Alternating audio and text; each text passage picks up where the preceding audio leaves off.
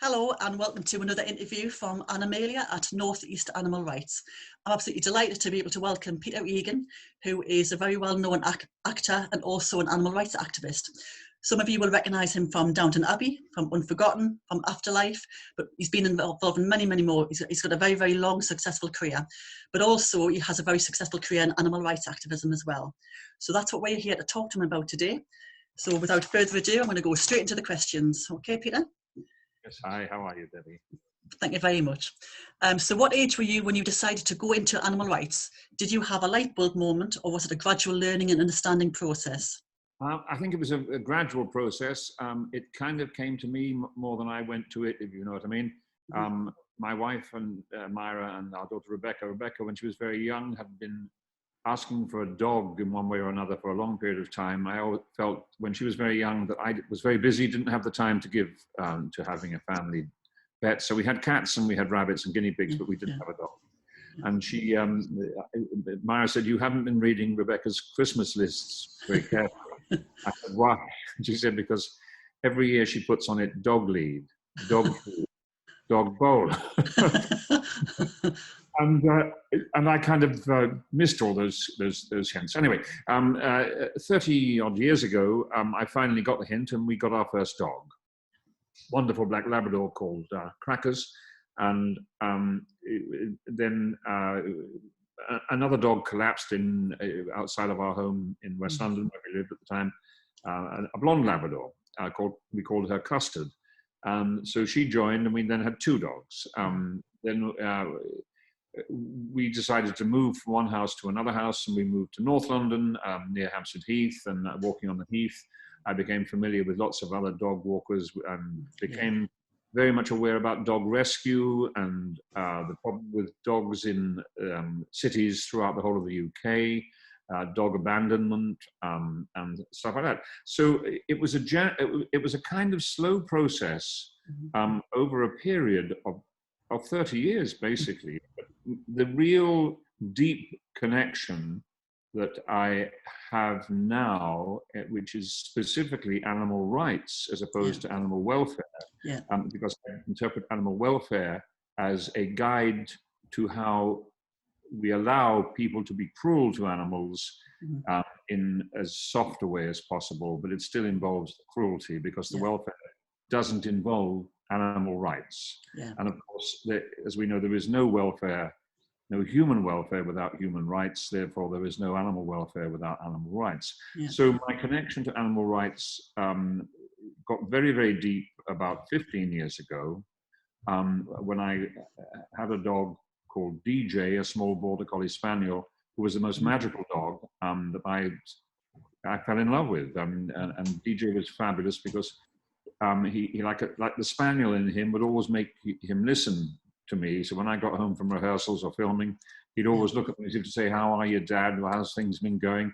And I just started looking at him and thinking, I don't know how I could never be cruel to any animal I've ever had, but I couldn't be cruel to this animal because this animal's telling me something. And it was to do with sentience and compassion and understanding. And as DJ was understanding me, I was understanding him. And that started me getting involved more with animal welfare to begin with, and then understanding that it wasn't really what I wanted it to be. And that developed into animal rights. And that happened in a twofold way. One, Jill Robinson, who was the remarkable inspirational founder of Animals Asia in China, she asked me if I would become an ambassador for her and the moon bears. And I had no idea what a moon bear was. You know, I was completely ignorant of so many things. And when I discovered the problem with moon bears, and then that went on to all other kinds of problems. And Jill was a vegan. I wasn't at the time. We started talking about that. Then I watched a film called Earthlings. And that was about 10 or 11 years ago. And up until that point, I was still, you know, a meat eater and a fish eater and, you know, all that kind of thing. And I watched this film, and I couldn't speak for 3 hours after it. And Myra, my wife, said to me when she came into the kitchen where I'd been watching it, and she said, what's the matter? What's the matter? I said, I've just watched the most devastating thing of my entire life, and I'm never, ever going to eat meat again. Sorry, it always brings back a very upsetting memory when I talk about it and think about it. So I said, I'm never going to eat meat again, and I haven't. And that really focused for me what animal rights is all about. And it's a very clear message, which is, like we humans, animals have a right to life. That's what it's all about, really, their right to life. So that really defined my journey into rights, and that was about 11 years ago. Now, I have to say, 11 years ago is about 50 years too late, because I wish it happened so much earlier in my life, because I could have done so much more. But one of the reasons perhaps that I work so hard now for animal rights is that I want to make up for lost time. And so I from that day, I have never eaten meat. It was a slow progress. I started to discard other things like fish and then dairy, chocolate and cheese. And for the last, I suppose, 6 years, I've been following a plant-based lifestyle, and I've been a completely committed ethical vegan. And I find it to be the most remarkable, creative, compassionate lifestyle. And so that sort of condenses it, into a kind of usable time frame. My one regret, I keep saying it, and I said it to Juliet, who you interviewed recently. I said my big regret was that I didn't do it sooner. But anyway, we all have a time that's right. I suppose it was right for me, and I will, I'll be working at this now for as long as I have breath. I think that it's a very valid point you said there. It's about, everybody says when they're vegan that they wish they had have known, how easy it was, first of all, and that they had done it sooner. I was vegetarian from the age of 14. I've been vegan for like 8 or 9 years now. And I was kind of thinking that would be really, really hard, and it was going to be traumatic, but actually it was dead easy. And it's kind of like, it's almost like having a light bulb, isn't it? It's just, once you see something, you just can't change back. And it's like, it's a really illuminating and uplifting, satisfying, but it is, absolutely. I find it to be the most creative, the most compassionate, and the most inclusive, because not only do I care more about all species on this planet, I also care more about the human species.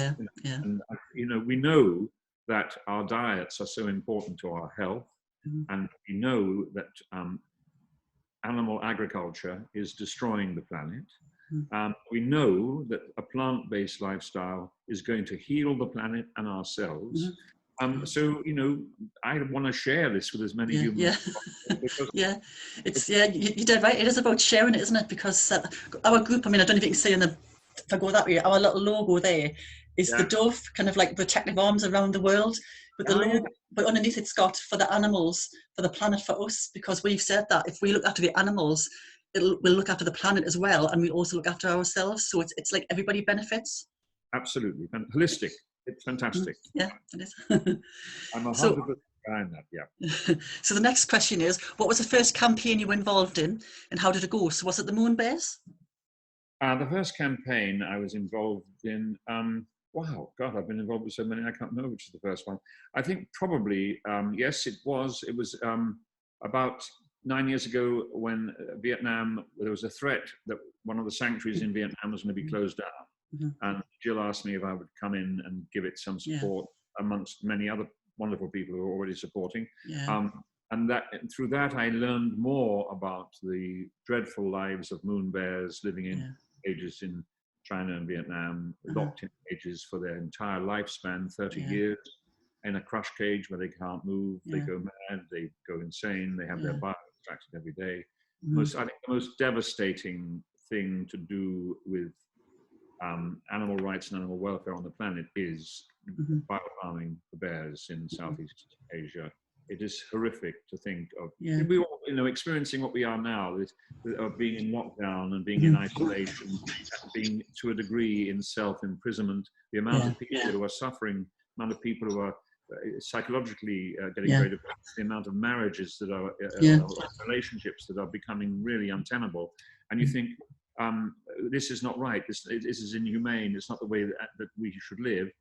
Then you look at a bear or anyone in the zoo, any animal in the zoo, and a bear in a cage for 30 years and it can't move. It can't actually move. And you think, well, how can you not accept your own isolation and think that's humane, and you can accept it for an animal? So there are so many kind of knock-ons and reverberations as far as that is concerned. So yes, it would have been the moon bears, Yeah. And So how did you make the connection with it? So when you're saying that this Jill contacted you, did she just know you as I do, kind of like as an actor and activist, or? I think I was introduced to her because she lives, of course, in Hong Kong and in China. So she may have been familiar with me as an actor. She probably was, yes.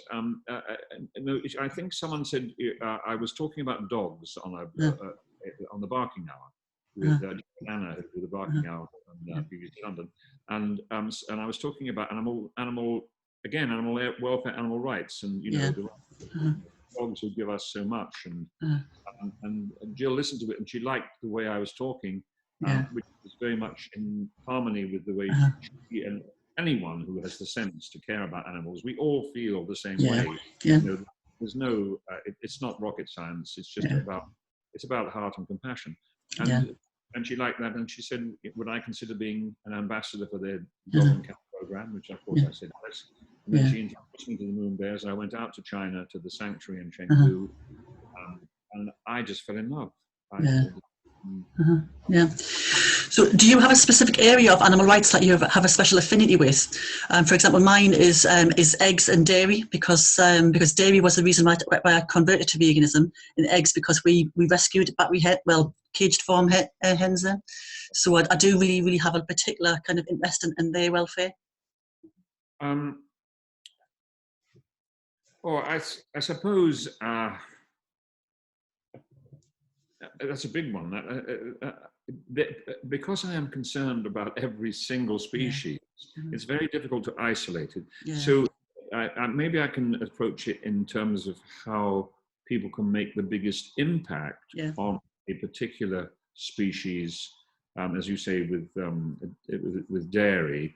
I think if people could either cut down the amount of meat they eat and preferably cut it out. I know the hardest thing to change is the status quo.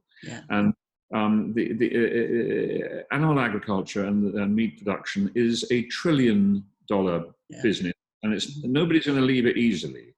But what I would say, if someone said to me, what is the one thing that people can do to help animals, I would say, eat less meat or give it up altogether.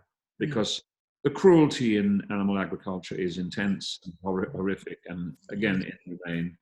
And I think a statistic is that when I gave up eating meat, I saved the lives of something like 300 animals a year. And now 10 years later, I've saved the lives of 3,000, and you probably more for the amount of you've done it. And I think there was a survey done a year or two ago in America where they asked people to cut out eating meat just for one meal. And I think it saved in the region of 50 million animals' lives. And that's just staggering. And it's staggering when one considers that for 6 billion carnivores, over 60 billion animals are slaughtered. And that doesn't necessarily include marine life. So, that just doesn't make sense. So that's the one single element I think that people can do easily, because it's hard to get people to focus on things like, is it right in Southeast Asia to use animals for medicine, or we have also a huge problem in the West and in the East in animal testing. People say, we've got to use animals for testing. It's a total waste of time. We have 95% failure rate. There is no business on this planet that had a 95% failure rate that would be carrying on, but animal testing does. So I say that just apropos of people being able to focus easily on a particular element of it, and I think eating of meat is perhaps one. Yeah, I think with me, the eggs is because I think chickens are very much forgotten about, a bit like fish in some respects, but they've forgotten about now. Have seen directly at first hand the suffering they go through, and cows because I think the dairy industry is already collapsing, and we need to just keep on pushing, Yes, and then absolutely. yeah, yeah, Yeah, I think dairy. I mean, again, in my journey, dairy was the last thing that I managed yeah, to give up. yeah, And someone said to me, "Just have a look at this," and I watched a thing on yeah, a video on dairy farming, and that was it. yeah, And you're quite right. I mean, yeah, the cruelty, mhm, the lack of respect yeah, shown to a dairy cow, yeah, a mother, yeah, her mhm, children taken away yeah, mhm, within a day of giving birth, the yeah, pain, the horror, yeah, and the male being yeah, crushed. The mhm, whole thing is horrible. yeah, Yes, so you see, that's the wonderful thing, is I think, and I don't mean this in a self-satisfied way, because I find I can consistently live under a cloud of sadness because the cruelty mhm, carries on. But one yeah, of the great things about living a plant-based life is that you get a terrific inner feeling of happiness and yeah, mhm, at oneness with head mhm, and heart, yeah, mhm, the yeah. unit. Yeah, that's a very good way of describing it. Yeah, I mean, I feel I think there's when you're talking to other vegans and activists, some of them do get very down and very negative about kind of like the progress, the speed of progress. But I kind of like look back to where we were a year ago, 2 years ago, 5 years ago, 10 years ago, and there's massive changes. So I just keep on thinking of the positive side of it. Absolutely. I always describe myself as a neurotic optimist. Right, so how do your family feel about the more traumatic stuff you do, the animal rights work that you do, when you're going abroad and you're seeing, the dogs, the cats, the bears and everything? I mean, obviously they must be quite worried about you and how you deal Well, with it. I mean, Myra, my missus, worries about me, you know, flying or going to different, yeah. And now, of course, I mean, I was in Indonesia just a year and a half ago in the wet markets where they have these diseases coming from. And so, she was very worried about that. Um, uh, it, it, they're all, I mean, Rebecca and Myra, they are all completely in sympathy with what I'm doing because they agree with it Yeah. entirely. And they feel the same as I do. Uh-huh. It would be very difficult to live together if we were poles apart as far as those things are concerned, because it is so central to who Yeah. you are. Yeah. So It is. they, thank goodness, Yeah. are very supportive and also So, so are they vegan as well then? yes, they are. Yeah, yeah, yeah, yeah. It makes a big difference, doesn't it? Because my husband wasn't vegan when I first met him, but he is now. And it's just because he's open-minded. He's kind of like seeing what I do and everything, and he's just, you know. Yeah, But it is so much easier living when you've got people around you that your immediate support are vegan. Yeah. absolutely. So, and I have to say, you look very well on it as well. So that, but I mean, it was a slow progress because Myra, my wife, didn't transition as fast as I did, and Yeah. it took a long time just to kind of Mm. keep taking things away. And Yeah. again, cheese and chocolate were Yeah. things that Yeah. stayed on. They're always the big ones, aren't Big ones, they? yeah. But we sort of got through all that. So yes, it's terrific. Yeah. Yeah. So do you find it hard to talk to your friends who are non-vegan about it, or do they kind of like know what your stance? Obviously, that you're well known, so it's not like a big secret that you're vegan and animal rights. Yeah. I always say to people that the hardest people to talk to about veganism is actually your own family and your close friends. Yes. Well, it's not so hard. I mean, the only way I push it down people's throats is the way I live. Yeah. I Yeah. don't go. I haven't got a sign saying I'm a vegan and you're a dreadful human being because you're not. I mean, when I'm on location or when I'm filming, it's part of my contract Yeah. that I don't touch any animal product, Yeah. and the meals that are supplied by caterers are Yeah. a vegan choice. Yeah. And what I'm thrilled about is that that so often now when you are Mhm. on location, you see on the caterer's menu always vegetarian and Mm. now vegan as well. Yeah. Yeah. Fantastic. That's progress. Yeah, it is progress. Yeah. You're saying the arc has been fantastic in the last Yeah. couple of years, and I Yeah. do remember, a few years ago when I was in Tesco's or somewhere, and I was looking for a particular vegan product, and I asked one of the assistants, and I said, "Do you have this?" It was part of the Wicked range. That Oh was yeah. fantastic. Derek Sarno and his brother. It's a superb range of vegan food, and I was asking if they had a particular, and this one said, and I don't know, love, what's that? I said, well, it's part of a vegan range. And she said, what? I said, it's part of a vegan range. I said, I'm a vegan. And she said, oh no, I'm so sorry. I said, you don't have to be sorry. It's a wonderful, it just means I don't eat any animal product. And she said, oh, well, what can you eat? So I had that kind of conversation. And that's the most difficult kind of conversation, I think. And it was in a very humorous way. You do, I mean, the hardest thing is people still have preconceptions about vegans, and that people who go around in hair shirts and unwashed, don't have jobs, hug trees. Wear sandals and grey socks and stuff like that. And I had a conversation with someone once who said, I couldn't be a vegan because I don't make very good shoes. I said, well, you don't have to eat your shoes. I said, well, have a look at Will's Vegan or Eco. I mean, they produce the most magnificent. I said, I was wearing a pair of in fact, Chelsea boots, and he said, well, those are all right. He said, but they're not vegan. I said, they are. He said, the boots I had made, I went to a festival and they were making shoes in Italy. And these shoes were cheaper than I was buying a pair of Chelsea boots that were leather. And so, and the thing that's very exciting, I find, I go to a lot of vegan events. What I love is that there are so many young entrepreneurs there, producing great, wonderful things, particularly the most amazing food. And so I think the arc is shifting upwards. It is very exciting and a very pleasurable way. So do you have any vegan or animal rights activist role models? So is anybody who you particularly admire?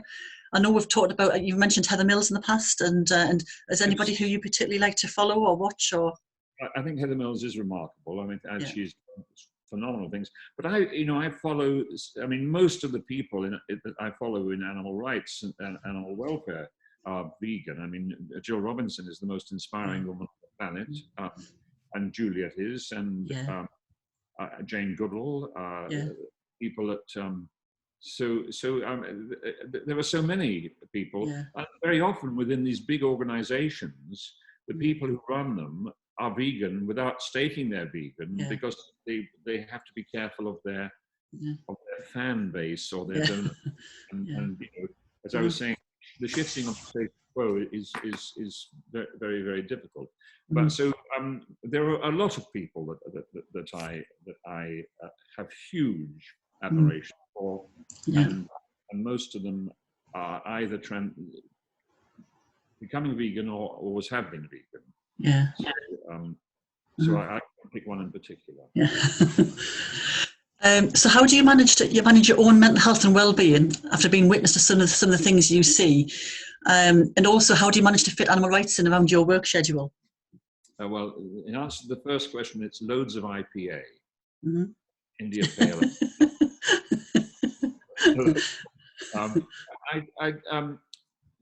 When I came back from Indonesia, I visited the dog meat farms in South Korea, which was devastating. Indonesia was the extreme markets where they kill absolutely everything. And going to China to the moon bear sanctuaries, that was just so uplifting.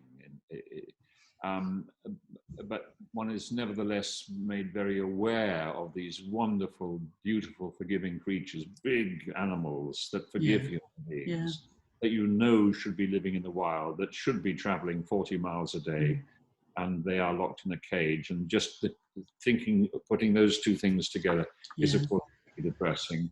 And going to the extreme market. When I came back from the extreme market, I met a friend that I do a lot of stuff with, and he didn't say it at the time, but a year later he said, "You changed when you came back from that." He said, "I could see that you had kind of you'd kind of felt it a bit visceral. I wasn't aware of that.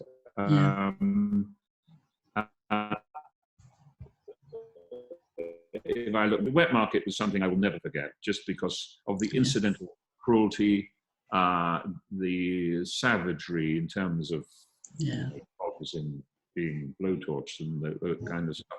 The things that nobody should ever see.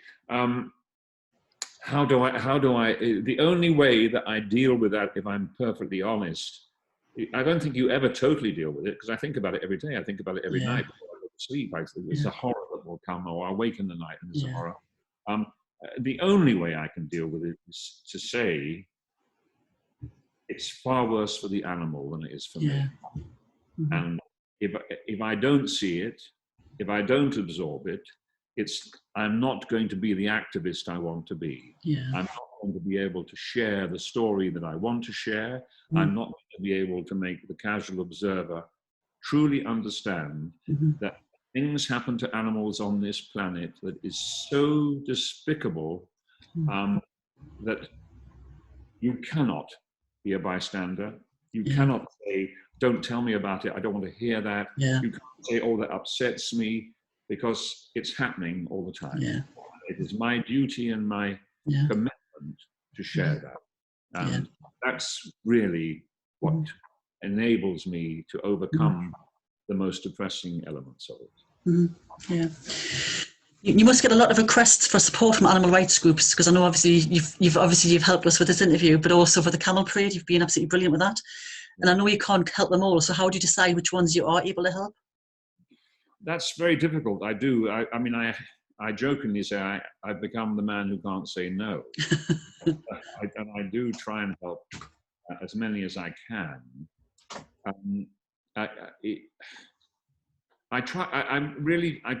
It's hard to choose between them. If there is one that is in a similar area to one I'm already supporting, I'll say, look, I'm trying to deal with that in this area, so I can't spread in that direction. That would be the only way of selection, I suppose.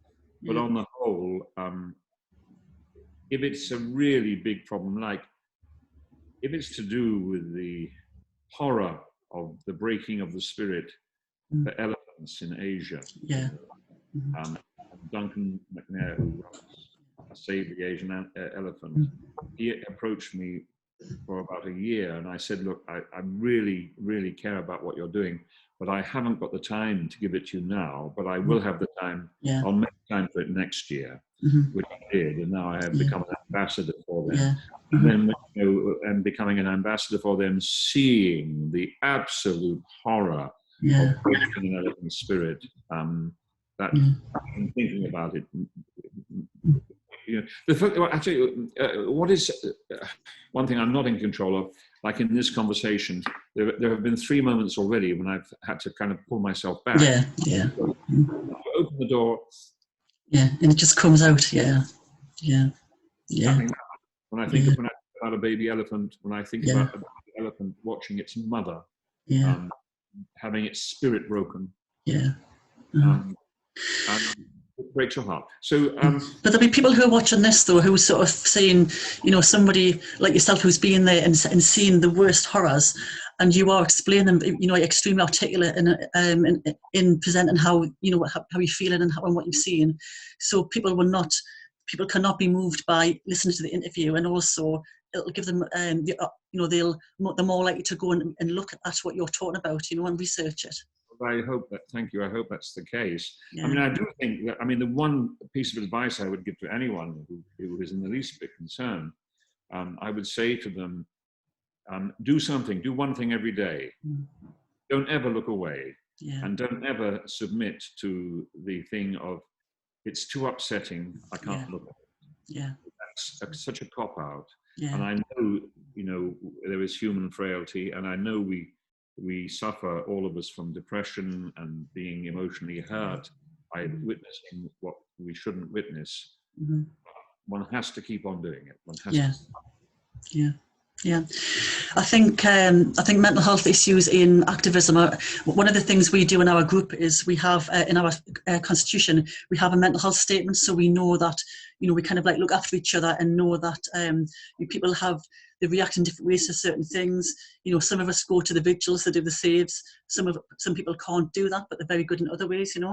So it's kind of like making sure that you take time to recognise the toll it takes on you, because it does. And and to know when to step back for a little bit and take a bit of a rest and get some support from someone else, because it's hard work. It's awful. I mean, as we know, compassion fatigue is very, very depressing, Yeah. and it does absorb you, and it makes you feel worthless, and because you think you're never going to solve it. Yeah. And that's why my way of dealing with compassion fatigue is to do something. Yeah. To continually do something. So, and that's why I say, repeating myself, for somebody, I mean, I do 20 things a day, every day, but I don't mean that, oh, aren't I brilliant? I have to do that. But for someone who is concerned, that's why I say, if you are really concerned, even if you find it difficult, just do one thing every day. Find it, do it, and then do whatever you like. Go and have a drink, watch television, go and have a run. Open up some IPA. Exactly. Or in my case, a Jack Daniels. that is good, yeah. I don't think any. So what's next for Peter Egan as an actor then, and also as an animal rights activist? So I'm working very, very hard on the campaign to ban trophy hunting. Yep, I saw that. Yeah. Canned hunting in Africa, which I think is just despicable. Yeah. I don't understand how anyone. I mean, just the one image, of that disgusting human being, farmer, who got that beautiful Cecil. They encouraged him to come out of his safe area with the corpse of a dead elephant. It's just cowardly, Cowardly. They got him out, and the ineffectual dentist was so inept.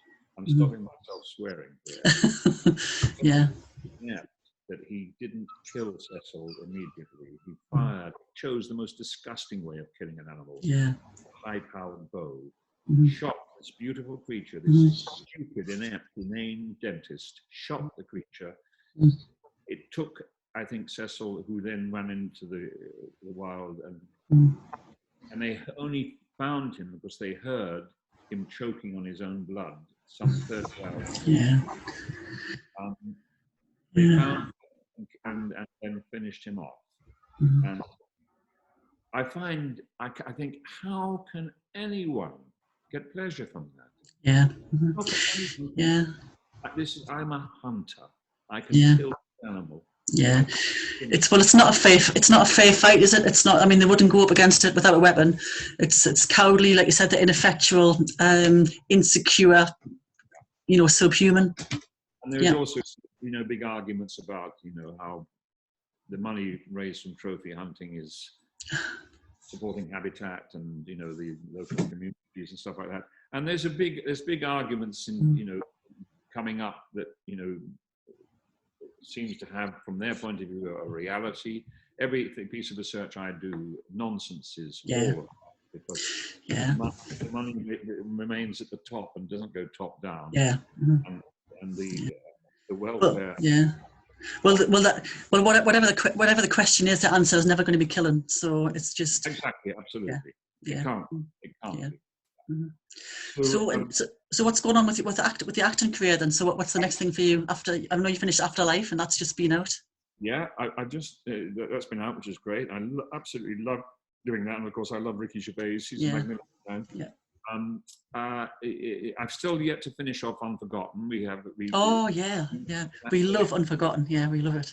Yeah, I love it. And I love doing it because of Nicola Walker. Yeah, she's brilliant. Yeah, she's really, really good. Of my generation, I'm very proud to work with her. Yeah. So I have one more scene left to do on that, right? Which I hope we'll do in the next few months.